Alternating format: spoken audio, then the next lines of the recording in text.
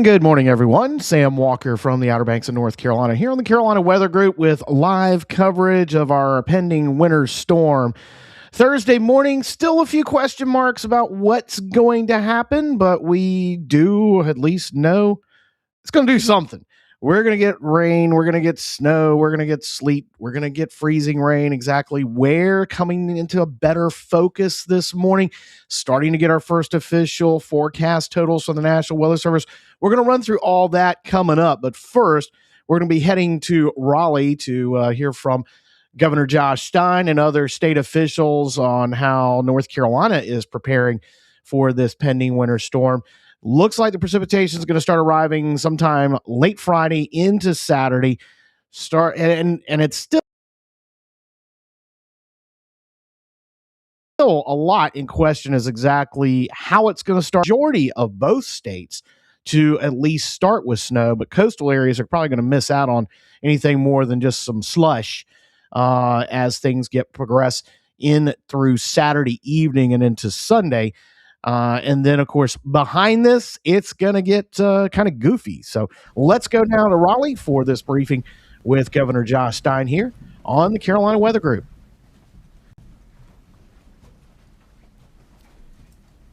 Good morning, everyone. Thank you for joining us.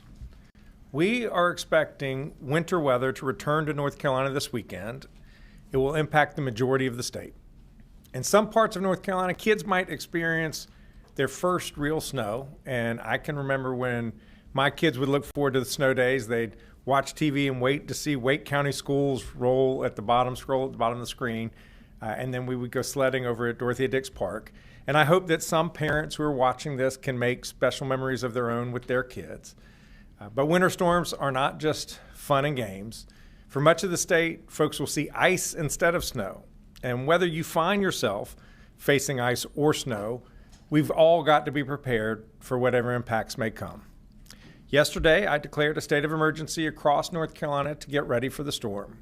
We've activated the State Emergency Response Team, which is a cross-agency group that includes the Department of Transportation, the Department of Public Safety, the North Carolina National Guard, the State Highway Patrol, and our state's utilities. Soon, you're going to hear from North Carolina Emergency Management Director Will Ray about the winter storm and our emergency response operations, and then from Secretary Daniel Johnson about NCDOT's work to keep our roads as safe as possible. As Director Ray will outline, this winter storm will likely impact the majority of the state. At this time, our greatest concerns are potential power outages and road safety over the coming days.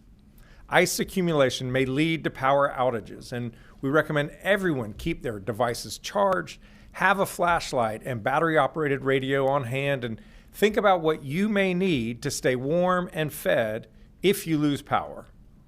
Precipitation and freezing temperatures may also make a mess of our roads, even with the 300,000 gallons of brine that NCDOT has already put down.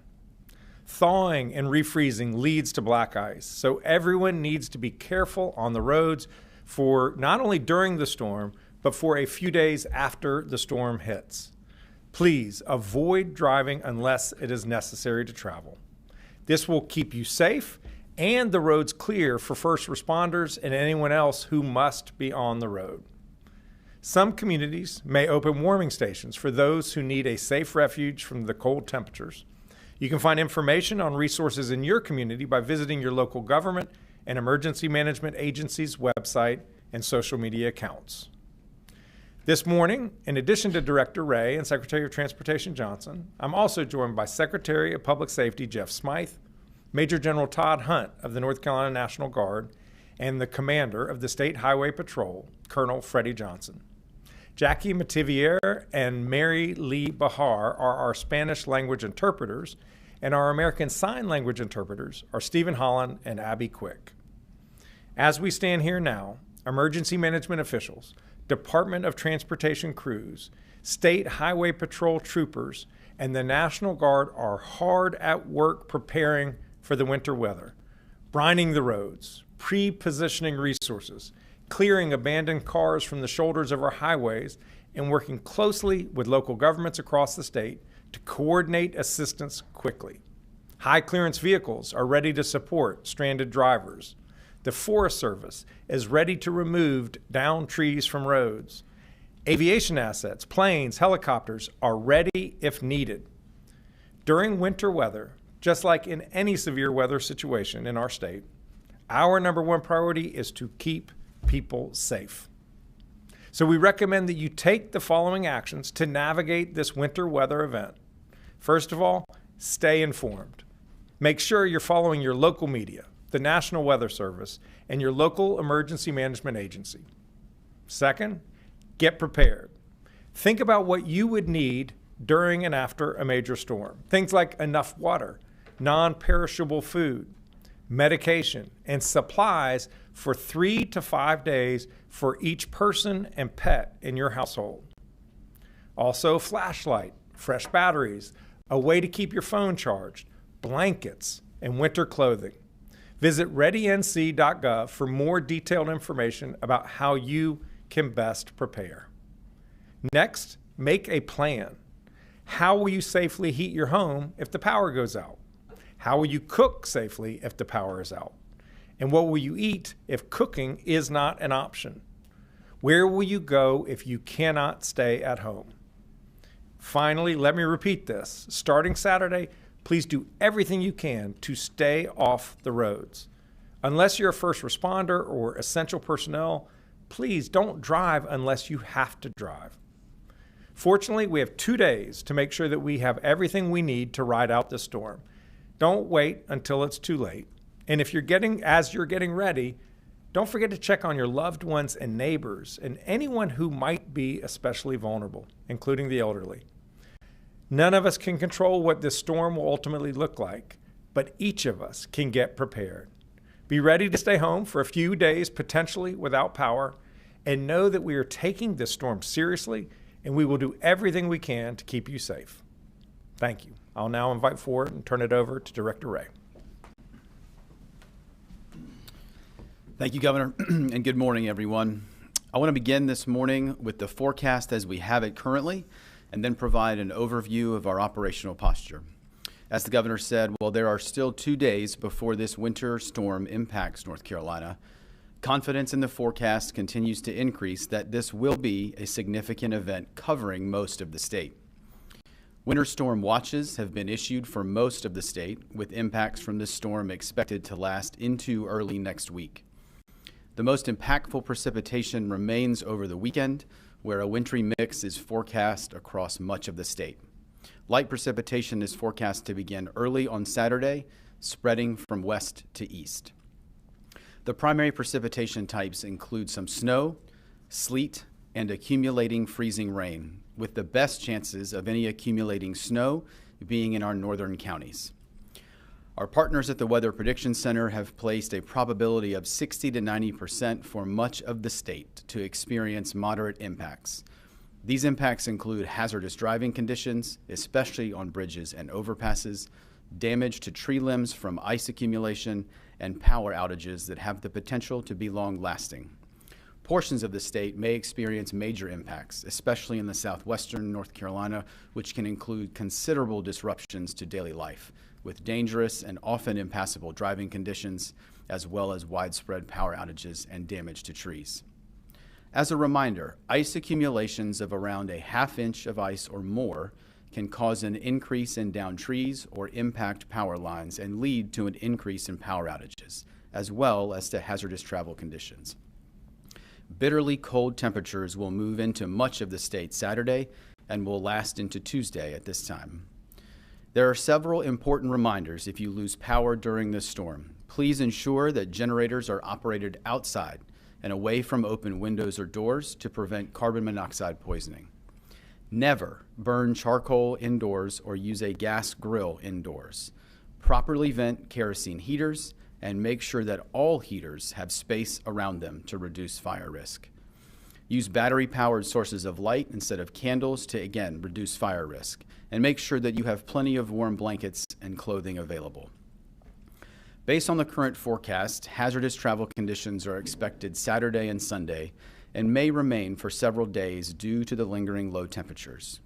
As the governor stressed, we would ask all North Carolinians to finalize preparations by Friday night and plan to stay off the roads this weekend.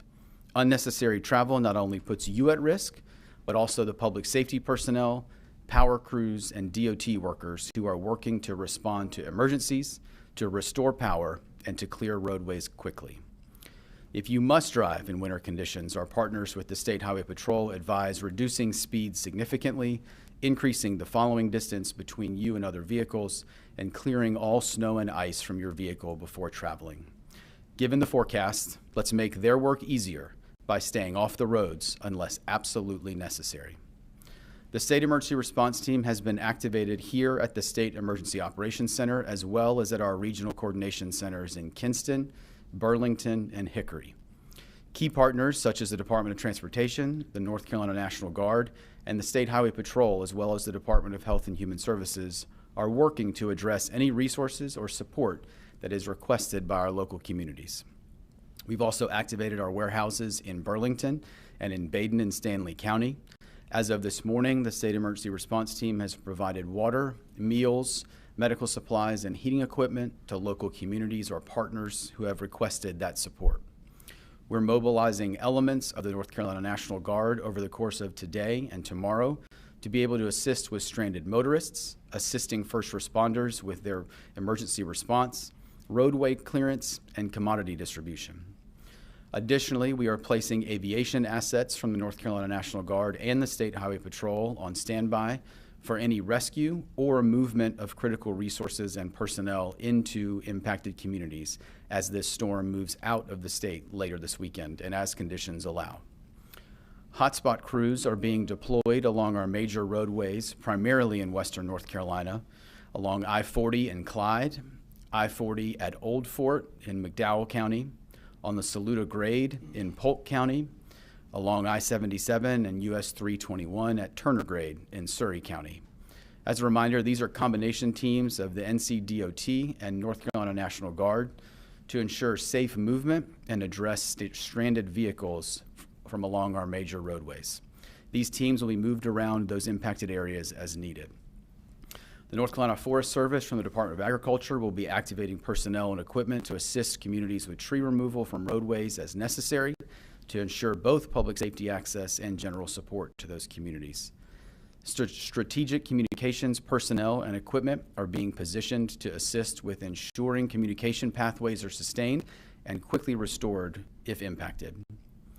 Our partners at the North Carolina Office of Emergency Medical Services are monitoring the needs of our healthcare community across the state, particularly our licensed care facilities and hospitals, to quickly address any needs impacting patients.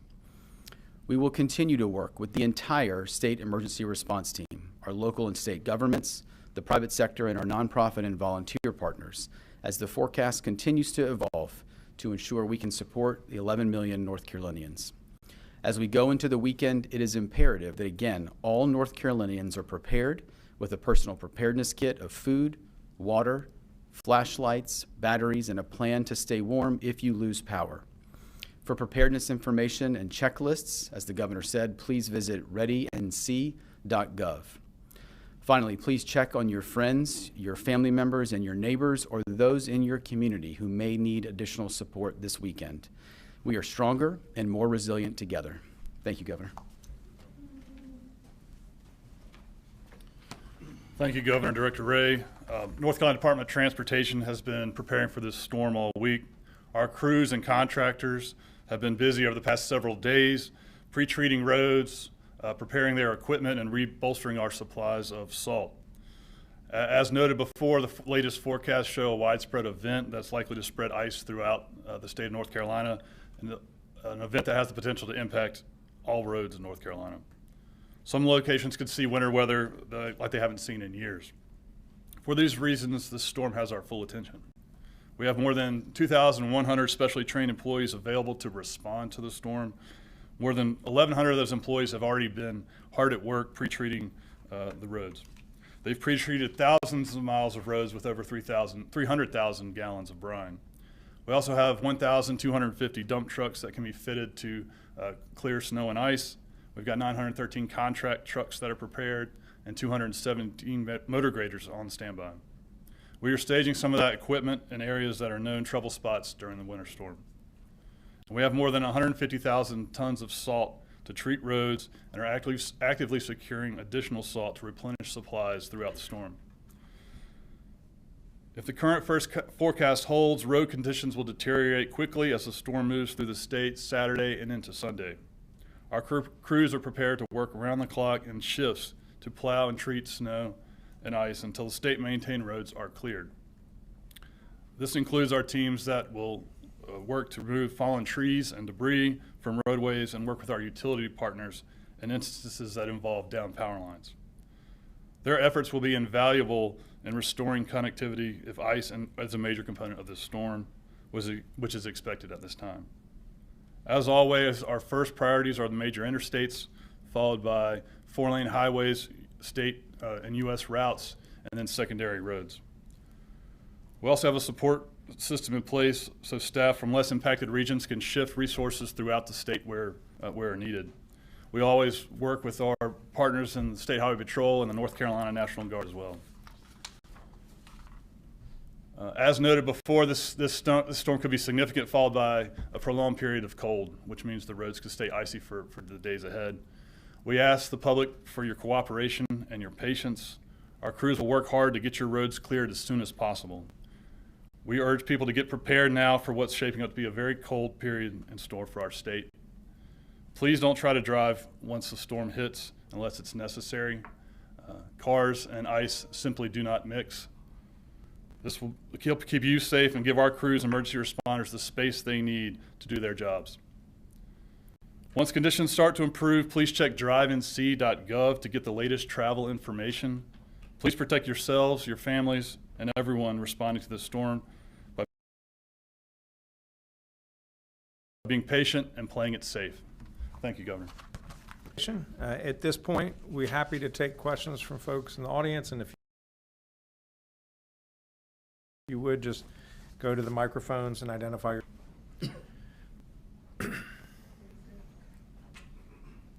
Hi there.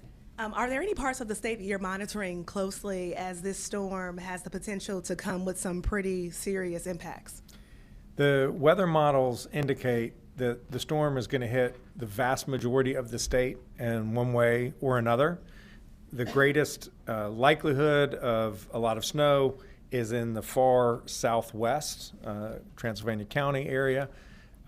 And really it's only the far east where there may not be freezing rain or sleet or snow, but pretty much all of the rest of us need to be on alert.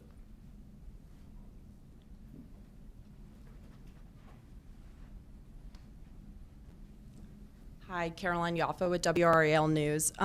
What authority does the state have right now if utilities or private contractors fail to restore service quickly, and are you prepared to use it?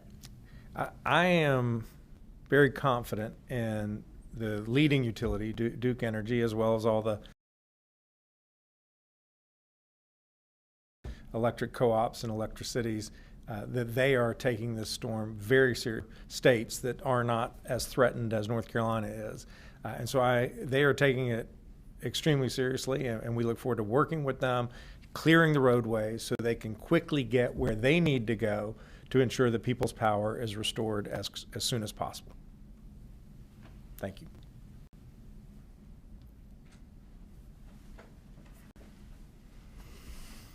Hey, Adam Hyde from WNC.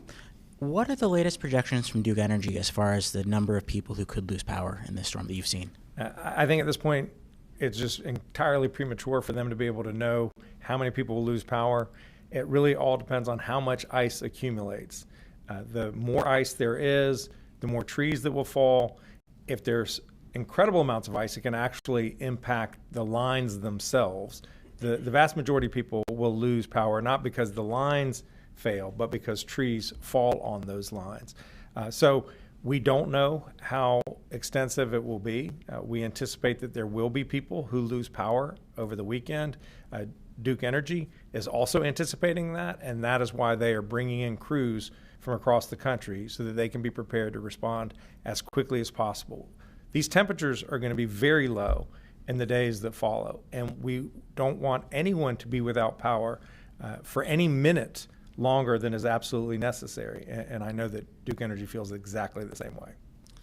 And then Director Ray mentioned the communications infrastructure. I'm wondering if you can sort of walk me through maybe what some of the lessons we learned from Helene and the prolonged outages there, are how those kind of being used now during this event to keep things up. Director Ray? Thanks, sir. Thank you for the question. I think whether it's Helene or some of the events that we've dealt with in the past, I think the continued focus on making sure that state partners, state agencies, response partners, as well as our local communities have multiple layers of redundant communications. And so a number of the response assets that we push out from a variety of the agencies that you see here on the stage now come with some redundant comms equipment that now goes out with them as a result of some of the lessons learned we've had from both Helene as well as some recent events. Those are steps that many of our local governments and major public safety agencies have also taken. We have refined some of the available communications assets that we have here available at a state level.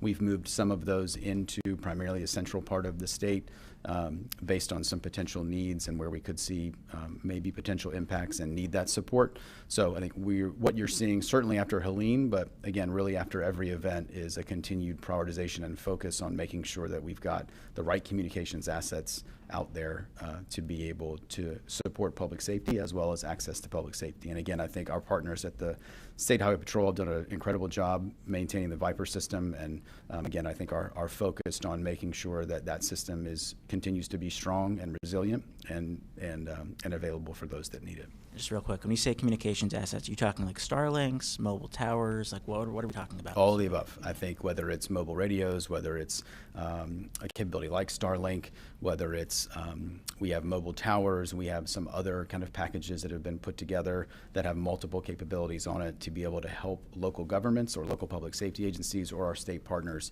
be able to access necessary networks. Just to follow up on that, General Hunt briefed us this morning about the work of the National Guard, and each of these pre-positioned groups have Starlink with them in addition to traditional forms of communication. We just want to make sure that we're able to talk to each other no matter what happens with the weather. I'm sorry, Dawn. Right, Dawn Vaughn with the News and Observer. You mentioned a couple different trouble spots. What exactly makes them trouble spots, and what does that look like as far as adding resources there in terms of equipment, personnel? You know, what's the extra going to do to help them? I'll have Secretary Johnson address that in detail, but basically it's when the places in North Carolina where the highways go up quickly, Old Fort on heading up the escarpment in Surrey County and Polk County, but if you would, Will. Yes, thank you, Governor. Yes, that's right. I mean, basically anywhere there's a steep grade where traction and it's in icy conditions, vehicles are likely to lose traction and lose control more frequently. So we pre-position. We know this from over time and learning from history. Where those spots are going to take place, and so we've pre-positioned some equipment there and some of our resources as well to try to accelerate clearing those roads and getting them back to usable condition. So is it more trucks? Is it communicating with, tractor trailer trucks that are coming through North Carolina from other states as far as getting the message out about those areas? And is it just plowing the roads? What specifically are you doing? I think it's a combination of all those things. I think our ITS team is working hard to get communications out, and we'll continue to monitor the storm. As it's not completely predictable exactly where it will hit, but we can push those messages out both to the trucking community and the traveling public on where those hotspots are. Obviously, we're encouraging everyone in the commercial community and in just the general public that might be traveling to stay off the roads once this storm hits on Saturday. But we will be pushing out those communications to reiterate where those spots might be or where troubles may exist on those spots and other places across the state where we might not expect it. Actually, Colonel Johnson, I'll have you come forward if you would. Tell me because you have troopers in those locations too. What do your troopers experience sometimes in these hotspot locations? So thank you, Governor. And to add to that, we have a very strong partnership with the Department of Transportation and our National Guard partners. They'll put heavy vehicles out there to help get these vehicles cleared out of the road if they get stuck, get them out of that area.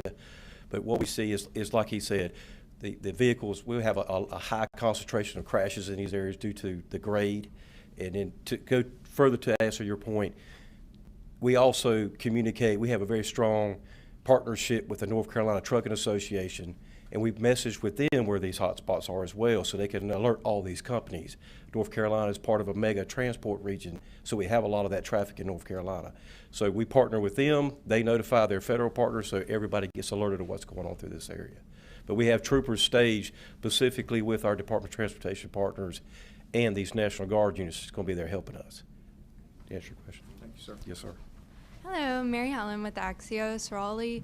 I have a couple questions about the roads too. Are you grateful this storm is arriving on a weekend so you don't have like the 9 to 5 commute to worry about? And when it comes to asking people to stay off the roads, are y'all like calling companies and stuff? Like, are you asking like the Amazons, the delivery drivers of the world to stop this weekend, or are you just relying on them to make those decisions? Great question. There's no question that the fact that it looks like the storm is going to hit over the weekend, it's good because a lot fewer people travel during the weekends than they do during the weekdays. So that's to the good. It does raise risks on Monday, Tuesday, and Wednesday with the black ice that will be on the highways. The temperatures are going to get well below freezing every night, Saturday, Sunday, Monday, Tuesday. And that will lead to whatever slush that melted over the course of the previous day to turn into ice that night. And that's obviously incredibly problematic for traveling. We have not been calling the private delivery companies and generally leave it to their own good judgment. I don't know if Will or Dan, you want to offer anything on that? Okay, thank you. Governor, with the Glenn Wright with Progressive News, with the Walk for Peace transiting through North Carolina, have you given them any warnings or expressed concerns to them, or are you just leaving it to them to make their decisions? We are certainly aware of their coming, and we really regret for their sake and the general public's sake. I know people were really excited to welcome them to Raleigh. So we're aware of them, we're in touch with them. At this point, we're not telling them what they should be doing. Again, sort of like with the delivery companies, we leave everyone to make their own judgment as to what makes the most sense for them. And I will ask my colleagues if they have anything else to add. Nope. Thank you. Thank you. Yes, sir. Hey, it's Ethan from North Carolina's Weather Authority. One of the main questions I'm getting is massive concern across the mountains about if power is lost, how is the state preparing to maintain water resources, since there's been concerns of weakened infrastructure across Helene. It seems to be a very big concern. Yeah, the infrastructure concerns are not limited just to electricity, but electricity drives water distribution, wastewater systems. We're worried about telecommunication systems. This has the potential to be a massive disruption to people's lives. There's not that much we can do in advance to pre-position because we don't know where it's going to hit other than what we're doing by going to these sort of known hotspots. But one reason why we have the aerial assets on call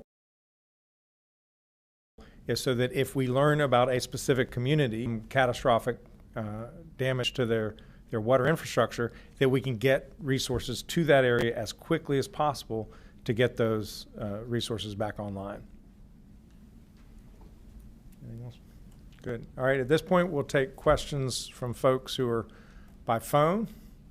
If you could, just identify your interest in making a question, and you will be called upon. And again, it would be helpful if you identified your name and your media outlet. Hi, Governor. Thank you so much. Thank you so much. Hi, Governor. Thanks so much for taking our questions. I-40 heading through the Pigeon River Gorge, heading into Tennessee, tends to be a major problem area. Is there anything in particular that's happening there this time around? Will that road be open over the weekend? And anything else that people should know if they're heading that way? That was a topic.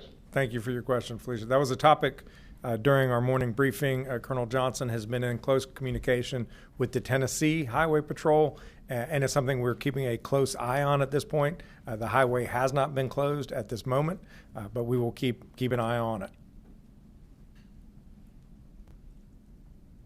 Next question. All right. Thank you all so much for being here. Thank you.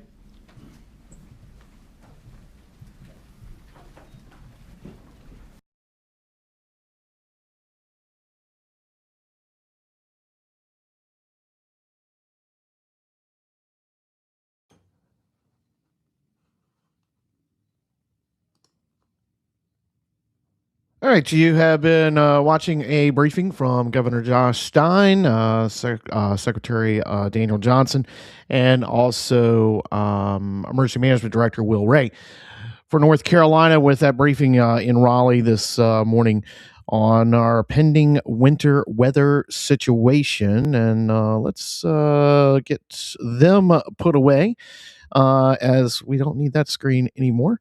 And yeah, there we go. How you doing? I'm Sam Walker with Carolina Weather Group here on the Outer Banks of North Carolina, jumping in on the host chair today for James Brierton. And we're going to run through where things stand right now. The National Weather Service has put out its first call. Now, they haven't been publicizing it so much. They are kind of hedging their bets. We had a conference call earlier this morning with Eric Heaton, who is the meteorologist in charge. I'm sorry, he is the warning coordination meteorologist at National Weather Service Newport, which covers my part of the state of North Carolina. And he had made a mention during that briefing that they were really trying to not put out so much emphasis on their first call forecast for snow and ice amounts because we're still right outside the window when the majority of the precipitation is going to happen, when the majority of the ice issues are going to happen, especially, which is Sunday night. So right now, our first call forecast actually from the National Weather Service only go out till Sunday morning, but this afternoon, we're going to see new briefings coming out from the National Weather Service. They're going to be putting out the updated graphics as well later on this afternoon and this evening that are going to give us the first real look at what we are going to be dealing with from this winter storm. Now, obviously, we've got a pretty good idea right now. It's going to be a mess for the majority of the Carolinas for Saturday, especially Saturday night through Sunday and into Monday morning. First up, let me go, let's see here. We're going to stop sharing that screen and we're going to do some bounce arounds on some screen shares here, folks. So bear with me as I get all these pulled up here because I've got a couple of different graphics I want to show you here as we approach noon Eastern time. Let's see here. Let me get that up. And there it is. That is our latest from the National Weather Service as a whole, the big picture, if you will, of what is currently posted for watches and warnings and advisories. And as you can see, there is one big blob of blue of royal well, I don't know. I'm not going to try and get it. The royal blue is up top with those warnings that are going off across the upper plains and the upper Midwest. But down south, that's what we're really looking at. Arizona, all the way to central New York, there are winter storm watches in place. Those that's pretty impressive. Now, last night, if you're watching here on the Carolina Weather Group in our Wednesday show with our whip around coverage from all over both states, it was noted that the Hurricane Hunter aircraft route off the Pacific, off the coast of California, that's actually where this storm is being birthed, and it's going to make its way all the way across the country. So you can see those winter storm watches are posted for just about everybody from Arizona all the way up to central New York. You notice there's little pieces of North Carolina that are left out. There's a lot more of South Carolina left out than I think we anticipated, at least right now. Now, obviously, winter storm watch means that we are within the 48-hour window of potential winter weather beginning now, or 72 hours. As we get through this afternoon, this evening, we're going to start seeing those expand out. As we get into Friday, we're going to see them adjust from watches to advisories or warnings as we get closer to the time of the actual event, until we get closer to showtime. All right, I'm going to switch over to another tab here. This is from this is a special episode of Too Many Tabs. I wish I had the sounder right now. If you're with us on the regular show on Wednesday nights. All right, this is the National Weather Service, the Weather Prediction Center's Winter Storm Severity Index. Now, this is going out for 3 days through Sunday morning. As I mentioned, little disclaimer here. As of right now, we're still a little far out for the total picture, if you will, all the predictions. But this gives us a pretty good idea where things are going to really be happening Sunday morning. By Sunday morning, you can see pretty much all of North Carolina is going to see some type of minor to moderate impacts, except for a little sliver of what's known as the Albemarle-Pamlico Peninsula and the Outer Banks and coastal down East Carolina, and then on down towards Wilmington, and then, of course, on down to Myrtle Beach, Charleston, etc. Pretty much both states are in at least some type of minor impacts. Expect a few inconveniences to daily life, winter driving conditions, and use caution while driving. Moderate impacts, that's the darker shade of orange. Expect disruptions to daily life. That's hazardous driving conditions, and closures and disruptions to infrastructure may occur. The reds are starting to filter in there in the North Carolina mountains, in the extreme upstate of South Carolina, even a little bit of extreme impacts starting to filter in to the right along the Georgia, South Carolina, North Carolina border there in the North Carolina mountains. Those are where the areas, that's, again, this is looking at things, how they're going to be through now until Sunday morning. Again, this evening, we're going to get a better idea. Actually, this afternoon, we'll start seeing some of the Sunday afternoon predictions come in. And then, of course, Sunday evening, when things really are expected to be at their worst overall, because we'll have the most ice accumulation, we'll have the most snowfall have already occurred or is occurring. So better idea on those conditions, the Winter Storm Severity Index. This is all information you can pull publicly if you go to the Weather Prediction Center website. All right, let's switch over now to the first calls. I'm going to start in North Carolina. This is from the National Weather Service in Raleigh. Raleigh covers all the they provide the statewide graphics that that we use for North Carolina. Columbia provides all the statewide graphics for South Carolina. So we're going to scroll through all of these. This is snowfall through Sunday morning. This is what is predicted right now for snowfall through Sunday morning. And again, this afternoon, this evening, we're going to have a better idea what to expect through the day on Sunday, because we'll be that much closer to the actual event. So you can see a dusting down in the majority of the Midlands on up to the upstate of South Carolina.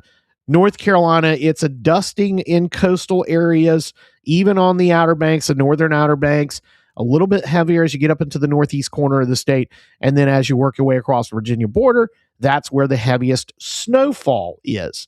And then as it works down through the Piedmont, down towards the Sandhills, things kind of taper off. This, again, is total snowfall through Sunday morning. Now, it should be noted, for the majority of the states, this is going to start out as a snow event for a good portion of both states, at least according to the current forecast.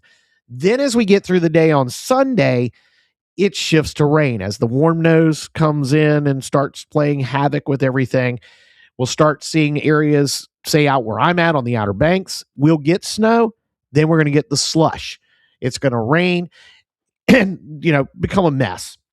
But it's really not going to be a huge amount of snow. Now, 2 inches, 3 inches of snow in North Carolina can really shut things down. Definitely can do that, South Carolina, and pretty much all of North Carolina. You get 2 inches of snow, it'll shut things down. But what's going to happen is this snowfall is going to happen, and then we're going to get rain with it, and it's just going to turn it to kind of a slushy mix. Temperatures are going to go up, especially on the coastal areas. Not so much farther west. The snow is going to hang around a little bit longer. But the problem that we see developing is ice. And that is where the big concern out of the storm system is. Again, this is looking at the forecast as of right now, midday on Thursday, looking ahead through Sunday morning. And as you can see, the ice accumulations as they stand pretty significant once you're looking at the mountains. And that's what Governor Stein and the other state officials talked about, is they are concerned about what's going to happen in the mountains. And really statewide, anything above a quarter inch of ice really starts to cause problems. The areas you see that are currently in red, or at least orange and red, or that darker shade of yellow and red, those are the areas that are already under the winter storm watch, because that's where the biggest ice accumulations are going to likely happen. That's how things are with the North Carolina focus map. I'm going to switch over to the South Carolina focus map. This is the snowfall totals, gives you a better idea what expecting in the Palmetto State. Again, the Midlands, you're probably going to be getting anywhere from a trace to a half inch of snowfall. Get on up to the upstate, northwest of I-85. As Frank Strait always says, someone figured out, we've talked about this before, somebody figured out, right? Draw the interstates, build the interstates, build the interstates right along those roads. Okay, sorry about that. We did lose those graphics for a second. So let me go back here. Still learning the software, by the way, here on the backside of things here on the Carolina Weather Group. Okay, there we go. That's what I wanted to do. All right, there you go. That is that tab I was trying to share. And let me make sure that it's there. Yep, because you don't want to see me. You want to see the graphics. Okay, so let's go to South Carolina. Here we go. Again, Midlands, a trace right along the I-95 corridor from Florence on down as you head down to Santee. Those areas may see a trace of snow.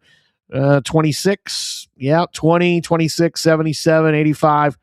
All those areas, that's where the majority of the snow is going to probably be from this system. And again, it looks like right now we're going to see some accumulating snowfall to start, and then we're going to see the transition to the rain and freezing rain. So it's going to be more of a slushy mix down in South Carolina. Share this tab now as we switch over to show you what the ice accumulations look like in South Carolina. And as you can see, a pretty good chunk of the upstate and a pretty sizable part of the Midlands are going to see significant ice out of this. And right on down as we head towards the coast. Pretty much anything, 95 west is probably going to see some ice accumulation out of this for the majority of South Carolina through Sunday morning. And again, the highest mounts are up in the northwest parts of the state, in the upstate. So Greenville, Anderson, Lawrence, Spartanburg, all those areas, Rock Hill, those areas too are going to see some significant ice accumulation out of this. But again, I will note, if you look at those totals, it says anywhere between 0 and let's see. Let's look at look at Greenville's number right here, or Anderson's number. So that seems to be the highest in South Carolina, ranging from 1/10 of an inch to 4/10 of an inch. So a pretty big, wide margin there. Still a lot of question marks. That's why we're so far out. That's why we're getting so many question marks about exact totals. That's why we're just now starting to get those first call numbers forecast coming in. So what is causing all this? And I'm going to switch to one more tab before we wrap it up here. This, I like this graphic that we got from National Weather Service Newport a short time ago, shows what goes on, what creates winter precipitation. Snow, sleet, freezing rain, and rain. All right, so obviously snow. We start out with the snow, and it's pretty simple. Freezing temperatures all the way through the air column, from surface up to wherever the cloud levels are. The sleet is snowflakes that fall through a warm area and then refreeze because they've got time to refreeze before they hit the ground. The freezing rain starts as snow, runs a longer time closer to the surface, or almost all the way to the surface, and the surface itself is cold. Temperatures are going to be right around freezing or even below in most areas when this all starts. And then as the atmosphere, the layers of the atmosphere start to warm up, as we get some of that coastal influence and that air coming in off the Gulf Stream and the Atlantic Ocean starts to mix in farther up, and we get what's called the warm nose. That's where the freezing rain happens. And of course, the all rain starts out as snow up top, and then it just never has a chance to refreeze and get pretty. So there you go. All right, so I'm going to wrap it up here. Thanks for joining us here on the Carolina Weather Group on this special live update from Governor Josh Stein. As we are, we're still less than 48 hours now from the start, from kickoff of this winter storm that is on its way here to the Carolinas and to the. Here we go. Just trying to get the right screen up, guys. Give me a second here. Stop sharing. Yeah, we want to take that off. There we go. All right. There you go. So we will, of course, continue our live coverage here on the Carolina Weather Group. We got special coverage scheduled out all through the duration of this. We've got, of course, our live streams that are up that show weather cameras, live cameras all over the Carolinas with the latest conditions. Those are up the Carolina Weather Net. If you go on the Carolina Weather Group YouTube channel, you can go to the live tab. You go there, you'll find all our live streams. Of course, we'll be live streaming here, live streaming all across our social media platforms. Of course, you can find it on various other outlets as well. But that's where we stand right now. Things are getting a little more in focus, but still a lot of question marks. So stay tuned. Keep up to date with what's going on through your local National Weather Service office, through your local media, wherever you are in the Carolinas or throughout the country. I want you to keep up with this because it's going to be very, very specific where things are happening, because this is a wide range of impacts across a large area. You may drive 10 miles and you may go from snow to all rain. You may go 10 more miles and go from snow to freezing rain. It's going to be that way throughout the duration of this event. It's going to be very, very specific areas. We don't really have a defined line, snow rain line as of this yet. There are a couple questions coming in on, let me see if I can pull those up on the chat. Let's see. Oh yeah, here's Chris Duncan weighing in. I know it's looking like a bigger ice event than anything, but if you look at the statistics, most deaths come from people shoveling snow. Good point. Who aren't used to physical exercise. Chris, great point. Looks like we're not going to be dealing with a lot of snow that's going to have to be shoveled. We could go into a whole discussion about wet snow and dry snow and how that impacts things. We're more tendency to see the wet snow here, the heavier stuff, than we are the dry snow. But that's a great point, Chris. Thanks for that. Blair, hey, look, you know what? You can go back and rewind if you missed the whole live thing. Ralph and Janet, thank you. And thanks for joining us here on the update. Glad we could do that for you. Blair said, dang, I missed the whole live. Little tip on the YouTube and on the Facebook. Once things we settle, or once we go off the air here, you can actually go rewind this back and go find it. You can watch it from the beginning. So hope you'll do that. So, okay. All right. Those are all the chats. We're going to get out of here. Got a lot more work to do on our side at samwalkerobxnews.com out here on the Outer Banks. Of course, carolinaweathergroup.com. You can get on our Patreon.